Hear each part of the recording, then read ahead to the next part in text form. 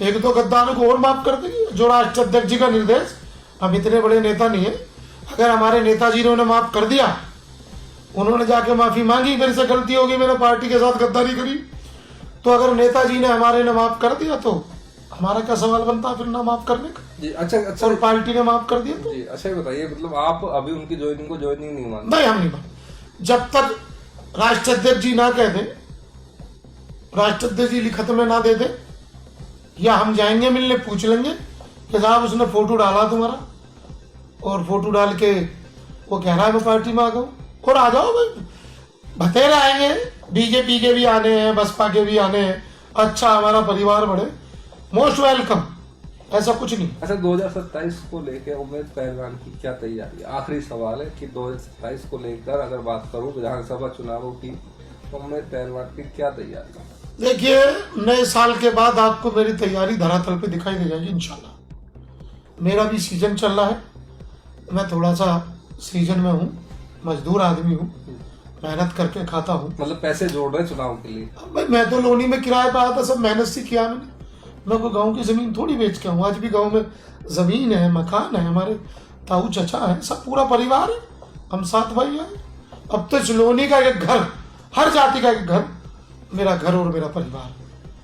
मगर एक दुख के साथ मैं लास्ट बात आपसे कह रहा हूँ, लंबा हो गया, कि सहारनपुर रोड आज तक नहीं बना, अभी तक नहीं बना, अभी तक भी कोई काम इस पे नहीं चल रहा है। ये बीजेपी के लोग जुमलाबाज लोग हैं, रोज कोई ना कोई नया वादा कर देते हैं। बाकी उनसे क्या ना, तुम अगर दोबारा इंटरव्यू लो कि एक काम करो, मैं खिलाफ हूं तुम्हारे, ऑनलाइन कह रहा हूं, क्योंकि तुम पिछड़ी जाति का, नीच जाति का, छोटी जाति का कहते हो। अगर वाकई कसम खा के मस्जिद में तू चुनाव लड़ने चला है, पहले मस्जिद में बैठ के मैं चुनाव लड़ना चाहता हूं। मैं ऑनलाइन कह रहा हूं, मैं तो कुर्बानी देने के लिए बना हूं, चल मैं कुर्बानी दूंगा, बैठ मस्जिद में और चल मेरे साथ राष्ट्र अध्यक्ष जी का टिकट मांगने, हम भीख मांगेंगे तेरे लिए। कहो पूर्व विधायक से मस्जिद में बैठ के चुनाव लड़ूंगा, चुनाव लड़ने के लिए पैसा जो होता खर्च वो करूंगा, जो होता चुनाव में सामग्री में, और कसम खा मस्जिद में बैठ के मैं टिकट मांग रहा हूं, कसम खा मैं चुनाव लड़ूंगा, हम लड़ाएंगे।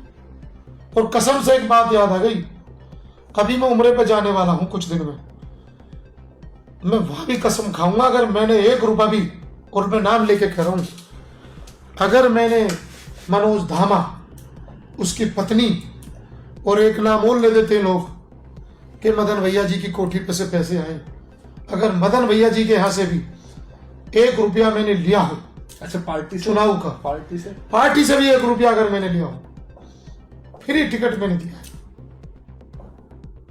समझे जी।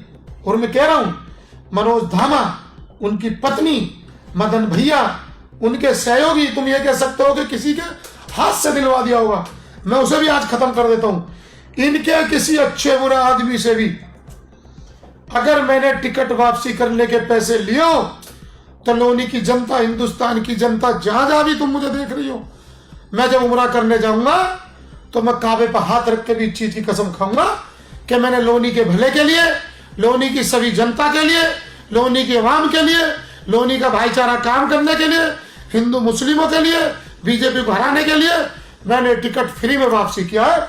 इस चीज की मक्के मदीने में भी जाके कसम खाऊंगा उम्रे पे जाते वक्त। आज कह रहा हूं, कसम बाद में खाऊंगा जिस दिन जाऊंगा इंशाल्लाह। और बताओ, ये तो उम्मीद पहलवान जी थे जिनको आपने सुना और देखा, और तमाम जो बातें हैं इन्होंने हमारे साथ साझा की। तमाम तरह की राजनीतिक, सामाजिक और आपसे जुड़ी हुई खबरें देखने के लिए आप बने रहिए ओपन टॉक के साथ।